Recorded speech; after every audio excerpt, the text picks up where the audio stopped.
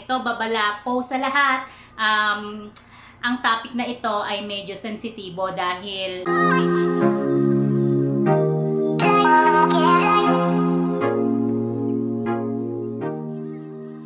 hello po, yan, magandang araw po sa inyo mga kahalaman ko. Bago po tayo magsimula, ako po pala si Miss Graciela Plantita. Ayan. So, bago po tayo magsimula ngayong araw na ito, unang-una po nagpapasalamat po muli ako sa inyo sa patuloy niyo pong pagsubaybay sa ating isinasagawang vlog. Ayan, meron lang po akong panawagan at pakiusap po sa lahat po ng ating manonood, hindi lang sa mga makakapanood pa. Kasi po nakakalungkot lang po na marami sa atin, ang alam ko po naman, naiintindihan ko po kayo, gusto niyo pong magkaroon ng halaman, no? Gusto niyo pong mapaganda yung inyong mga bakuran. Kaya lang po, sana po maging responsible plantita po sana tayo. Paano po yun? In a way na wag po tayo basta-basta bili ng mga halaman na hindi po natin kayang alagaan. Ibig po kasi kung sabihin, no, nakakalungkot lang po kasi meron po tayong nabalitaan yung mga nagpupunta pa ng gubat, nagpo-poaching ng halaman, no, nangunguha sila ng mga halaman sa gubat. Hindi ko naman po sila masisisi, no.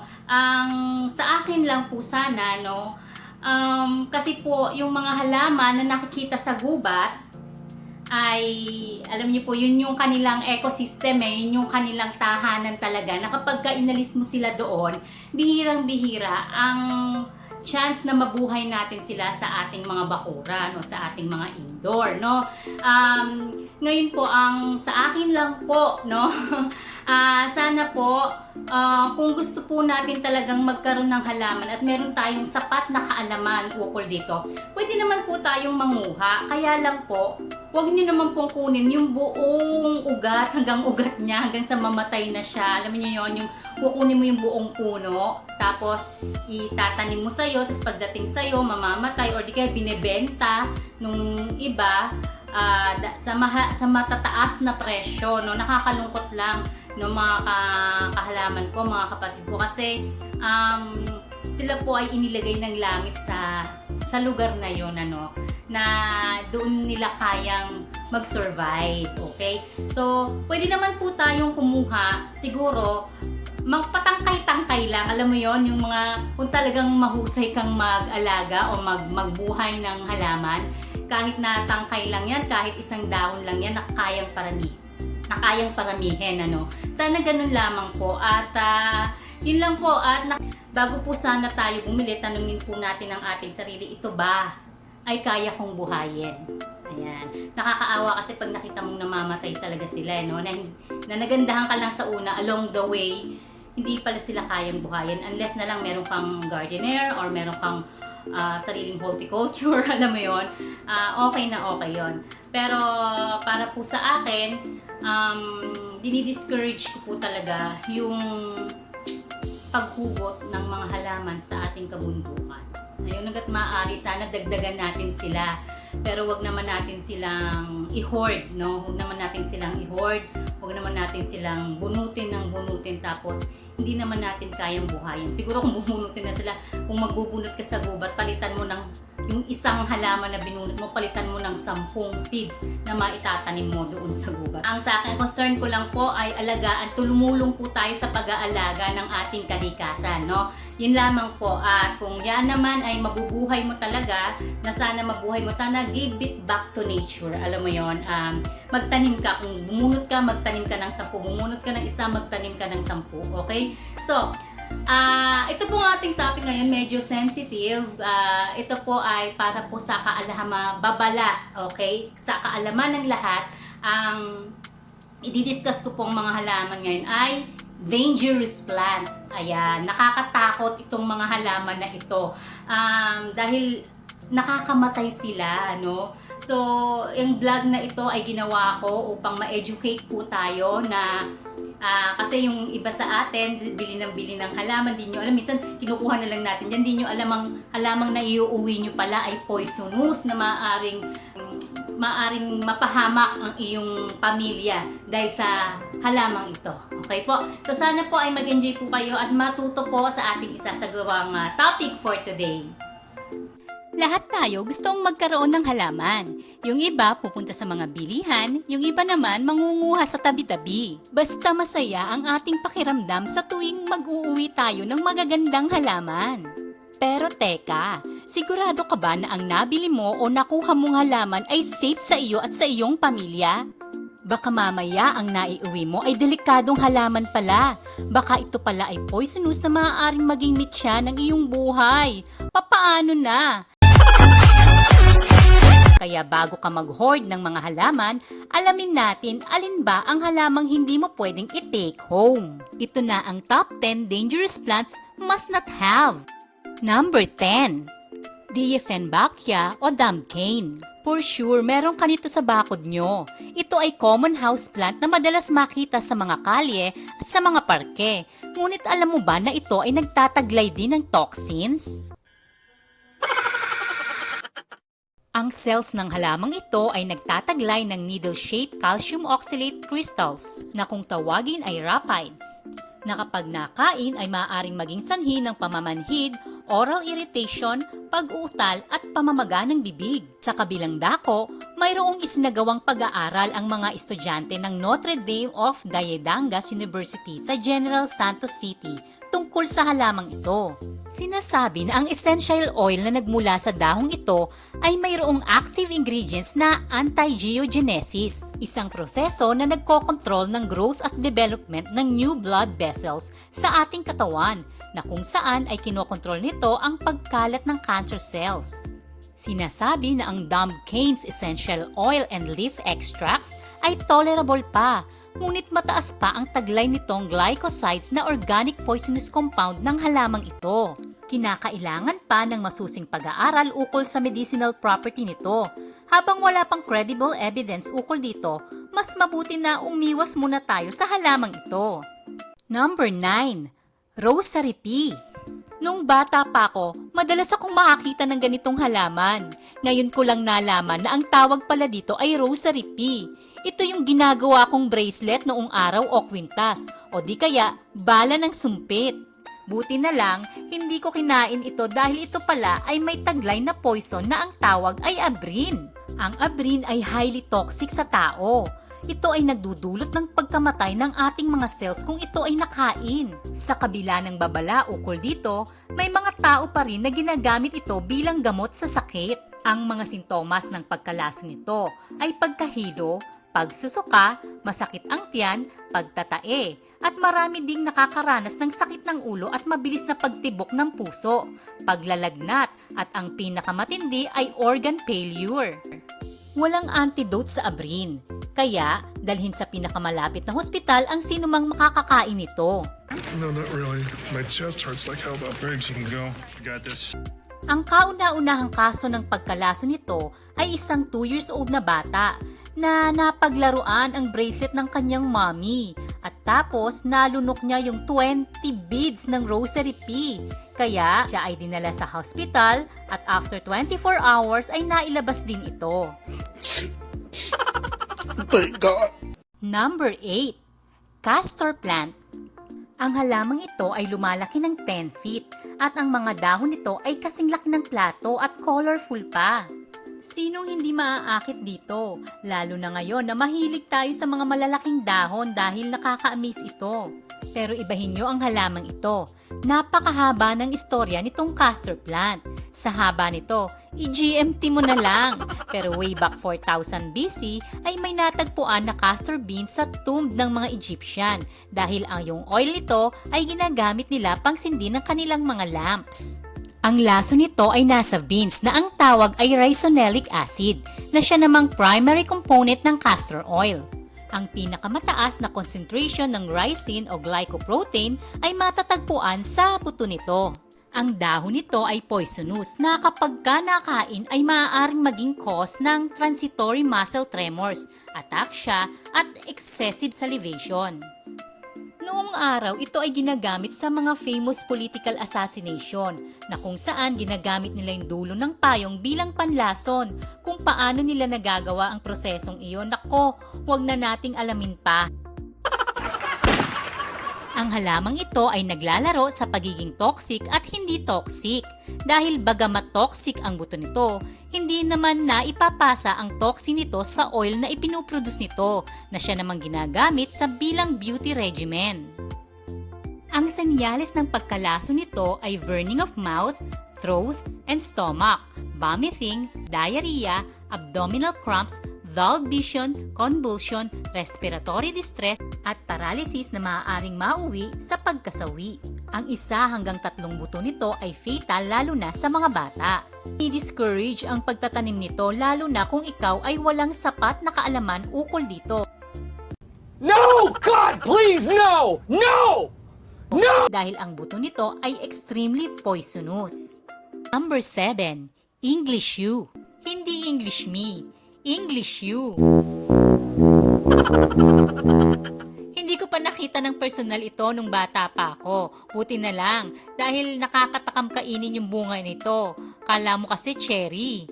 Kung ikaw ay magde-decorate ng iyong garden, for sure isa ito sa isasuggest ng iyong decorator dahil ito ay ginagamit bilang foundation sa mga hedging ng halaman. Pero huwag magpalin lang sa aesthetic value nito. Marami sa Philippine gardens ang naaadornohan ng halamang ito dahil sa kanyang soft, bright red berries na kinakain ng mga ibon. Nagtataka ba kayo bakit ang ibon hindi namamatay pag kinain ng berries nito?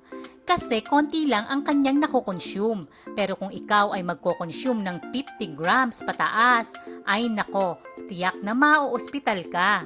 Somebody get Jackson in here right now? Great. Ready? We're gonna shoot a quick. Ang sintomas ng pagkalaso nito ay ang paghirap sa paghinga, kinokonvulsyon, hinihimatay at ang pinakamitindi ay pagkasawi. Ang buong bush ng halamang ito maliban sa red berries ay poisonous. Ito ay toxic sa kanyang taglay na kemikal na ang tawag ay alkaloids. Ang mga nakakain nito ay kadalasang nasasawi dahil sa cardiogenic shock sa kabila ng ginawang resuscitation sa biktima. May naiulat na kaso ng isang 43 years old na lalaki na nagpakamatay sa pamamagitan ng pagkain ng mga bunga at dahon nito at nagdulot ito ng koma hanggang sa nasawi ito. Number 6. Aconitum o wolfsbane. Mayroong alamat na may isang tao na nag-anyong wolf at upang ito ay magupo ng mga takot na mamamayan ay may isang naglakas ng loob na kumuha ng bulaklak ng aconitum at ipinahid ito sa balahibo ng naturang wolf.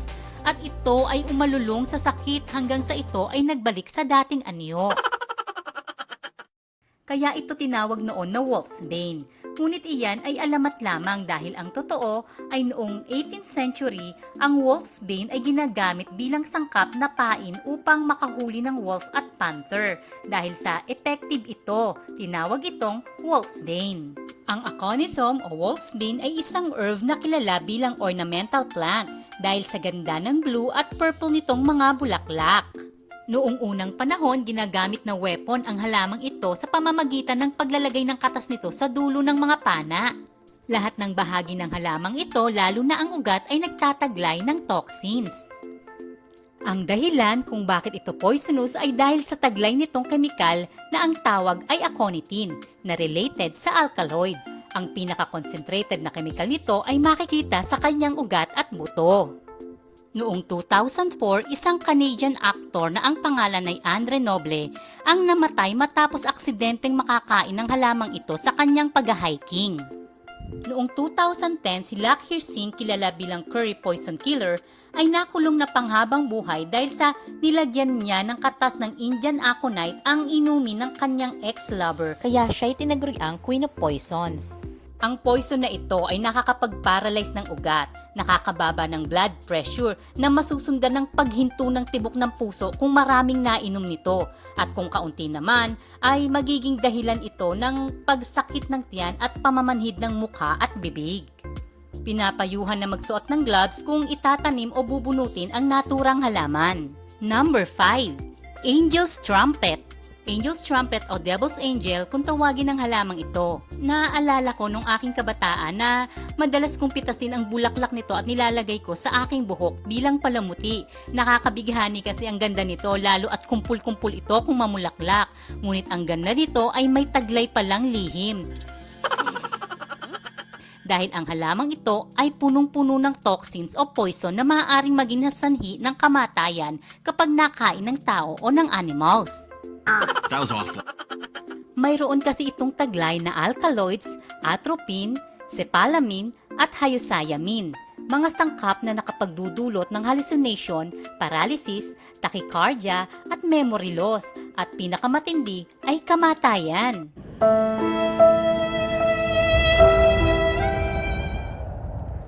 Sa South Korea, madalas gamiting garnish ang mga dahon nito. May isang 64 years old na babae na ginawang garnish ng salad ang mga dahon nito. Sinasabi na ito ay nawala ng malay matapos kainin ang naturang dahon at nagkaroon ito ng memory loss na hanggang 10 oras. You already told me which way the boat was going. I did. Mabuti na lamang at atentibo ang mga dumalong doktor at naisalba ang kanyang buhay. Sinasabi na ang mga bulaklak at dahon nito ay mahusay sa asthma at hallucination, ngunit walang sapat na ebidensya na nagpapatunay dito. Ang angel's trumpet ay unsafe. Ang buong halaman nito ay poisonous, lalo na ang dahon at mga buto nito. Ang senyales ng pagkalaso nito ay confusion, dilated pupils, intense thirst, dry skin, flushing, fever, high or low blood pressure, fast heartbeat, difficulty of breathing, hallucination, nervousness, loss of memory, convulsion, paralysis, coma, at death. Alam nyo ba na ang angel's trumpet o devil's breath ay most dangerous drug in the world? Kaya niya kasing patayin ang iyong memorya na para kang zombie. Number 4. Belladonna. Ang ibig sabihin ay beautiful lady. Kasi noong araw, kapag uminom ka ng juice nito, lumalaki yung pupil ng mata ng mga babae na which is attracted noong araw ang mga ganong klaseng appearance. Kumbaga sa atin ngayon, para kang nagpabelo.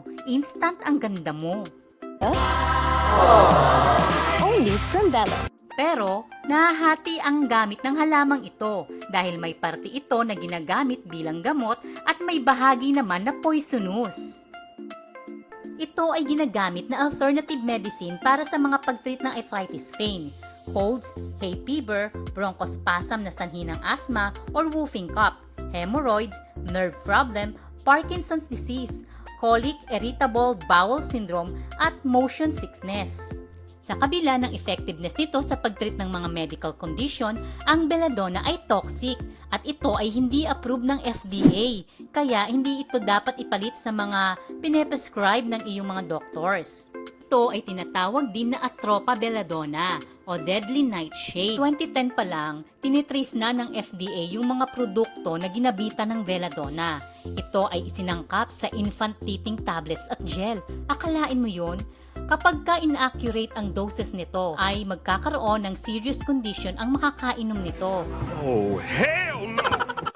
Maliban doon, mayroong serious side effect ito gaya ng seizure, breathing problems, tiredness, constipation, difficulty in urinating at agitation. Ito yung mga symptoms na nakita sa mga batang nakainom nito. Lahat ng parte ng halamang ito ay nagtataglay ng chemical na alkaloids, atropine, hyoscyamine, scepalamin, na siyang dahilan kung bakit ito poisonous at hallucinogenic. Ang pinakamataas na concentration ng alkaloids nito ay makikita sa mature fruits and green leaves nito. Ang senyales ng pagkalason dito ay lagnat, mabilis na tibok ng puso, pagtatae at matinding constipation, panginginig, kakaibang pagbabago ng ugali, mapuputla at tuyong balat at dilated na pupils. Sinasabi na yung star-crossed lover ni Shakespeare na si Juliet ay kumain ng handful atropa berries na siyang highly toxic noong ito ay halos mag-commit ng suicide. Wag na wag niyong gagawin yon mga kahalaman ko, masarap pang mabuhay. Number 3. Talampunay. Huwag ipagkamali, ang brugmansya ay kilala bilang trompeta, habang ang datura ay kilala bilang talampunay at katsubong sa Tagalog at Bisaya. Ito ay parehang tumutubo sa iilang bansa gaya ng Pilipinas. Ito ay ginagamit bilang ornamental purposes sana, pero ang iba, ginagamit ito bilang kapalit ng droga. Ang bulaklak na ito ay kinaaadikan ng iba at ginagawang droga. Iba raw ang tama nito at mas matindi pa sa ibang droga tulad ng marijuana. Ito ay nakakabaliw at nagdudulot ng psychosis sa sino mang makakalanghap ng usok nito. Ang delikado talaga itong talampunay, kaya iwasan natin to. Ang kauna-unahang kaso ng Datura talampunay poisoning ay noong 1676. Mayroong isang soldier na gumawa ng salad at ginawang sangkap ang dahon nito. Bigla itong nag-hallucinate, kaya ito ay tinawag ding Jimson weed. Dahil sa madaling akses sa halamang ito noong araw, ito ay inabuso ng mga matatanda at mga kabataan. May napaulat pa na may isang bata na tuluyang nabaliw gamit ito. Matindi ang laso nito na unang tinatarget ay ang utak ng tao. Ito ay kadalasang ginagamit as silent killer. Ang pinakuluang dahon nito ay may kakayanang patayin ang iyong kamalayan at habang buhay na mawawala ang katinuan ng sino mang makakainom nito. Ang ganitong sitwasyon ay higit pa sa kamatayan. Kaya babala sa lahat, pakiiwasan o iwasan ang halamang ito kung ayaw mong matapos o madali ang buhay mo. Number 2. Manchineel Tree. Ayon sa Guinness World Book of Records, ang Manchineel Tree ang pinaka-most dangerous tree in the world. Ito ay ayon sa Florida Institute of Food and Agricultural Sciences. Dahil notorious ang pagka-poisonous ng punong ito, bawal itong dikitan ni hawakan dahil ang dakta ng punong ito ay puro poison na maaari mong ikabulag. Sa sobrang pagka-poisonous nito, ni bawal sumilong sa punong ito kapag umuulan dahil ito ay nagiging dahilan ng pagsusugat ng iyong balat. Alam nyo ba na ang dakta nito ay may chemical na porbol at iba pang kauri ng skin irritants. Kaya nitong tumunaw ng pintura ng iyong kotse. Ano, bet mo pa bang pumitas ng halamang ito? No! God, please, no! No! Hindi ito maaaring sunugin dahil ang usok nito ay nakapagdudulot ng matinding injury sa ating mata. Prutas ng punong ito ay tinatawag na beach apple or poison guava. Ito ay fatal kapag nakain na nagdudulot naman ng pagdurugo ng bituka, shock at bacterial superinfection. Noong 1999, may napaulat na isang radiologist na ang pangalan ay si Nicola Strickland. Nagbakasyon siya sa island ng Tobago at dito ay nakita niya at ng kanyang mga kasamahan ang punong tila crab apple. Dahil sa amoy nitong sweet green fruits na parang katakam-takam, ito ay kanilang pinitas at kinagatan ang bunga nito. At sa unang kagat pa lamang ay tila daw ito ay maanghang hanggang sa nakaramdam sila ng burning feeling at tila sinasakal na hindi na sila makahinga. Hindi siya aware na ang punong iyon pala ay tree of death. Sa kabutihang palad, si Strickland at ang kanyang mga kaibigan ay nabuhay dahil sa kaunti lamang yung nakagat nila mula sa prutas na ito. Ang kanilang istorya ay napublish sa The British Medical Journal noong year 2000 na kung saan dito ay isinalaysay nila ang kanilang karanasan. Kumbaga, they live to tell the story. Dahil sa nakakatakot na properties ng punong ito, ang mga parke o lugar kung saan meron ito ay nilalagyan ng marker o warning sign na kung saan dito nakasaad ang impormasyon tungkol sa punong ito. Bago tayo pumunta sa number 1, don't forget to subscribe and click that bell button and also click that like button and share our videos. Number 1. Pongpong. Cerbera odolam o kilala bilang pongpong. Binansagan din itong murder tree o suicide tree. Ito ay puno na kadalasang tumutubo sa mga swamp at marshy area na gaya ng India at Southern Asia. Ito ay tumataas ng 30 feet at ang bunga nito ay parang mukhang maliliit na mangga. Ito ang kadalasang sangkap sa mga lethal injection na ang epekto ay ang pagkahilo at pagsusuka at cardiac arrest. Ito ay tinawag din na suicide tree dahil ito ang kadalasang ginagamit sa pagkitil ng sariling buhay. Kung paano isinasagawa ang proseso nito, hindi ko na ibabanggitin. Sa 10 taong pag-aaral ukol sa Cerbera odola sa Kerala State of India, iniulat na mayroong 537 poisoning cases sa halamang ito. Mayroong ding napaulat na 51 years old na babae mula sa Maryland na may history ng depression ang uminom ng buto nito at nakaranas ng paninikip ng dibdib. At isang 22 years old na transgender ang nag-take din ng buto nito. Ang parehong kaso ay nakaranas ng pagsusuka at malabis na pagtatai.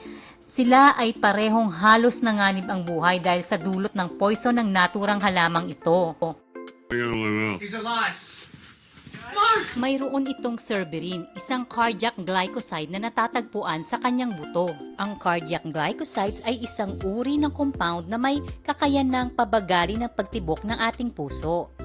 Sinasabi sa pag-aaral na may magandang property din naman ang punong ito. Pero kahit nasabihin pa nila na may magandang property ang punong ito, hindi ko isasapalaran ang buhay ko sa pag-inom ng juice ng punong ito. Ikaw ba? Ngayong alam na natin at aware na tayo sa mga dangerous trees and poisonous plants, dapat ay mag-ingat na tayo sa pagkuha ng mga halaman. Ang mga halamang ito ay ibinigay sa atin ng langit hindi para gamitin sa masama o abusuhin. Sapagkat may purpose sa nature ang mga halamang ito. Habang wala pang nakakatuklas ng kabutihang maidudulot nito sa atin, ay dumistansya muna tayo dito.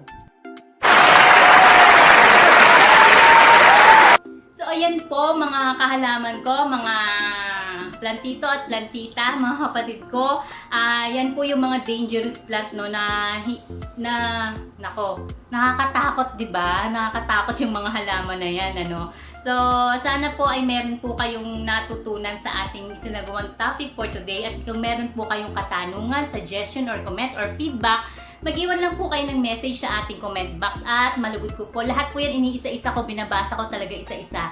At sasagutin po natin sa abot ng ating makakaya. Muli po, ayan, muli po. Maraming pong salamat sa inyong pagsubaybay.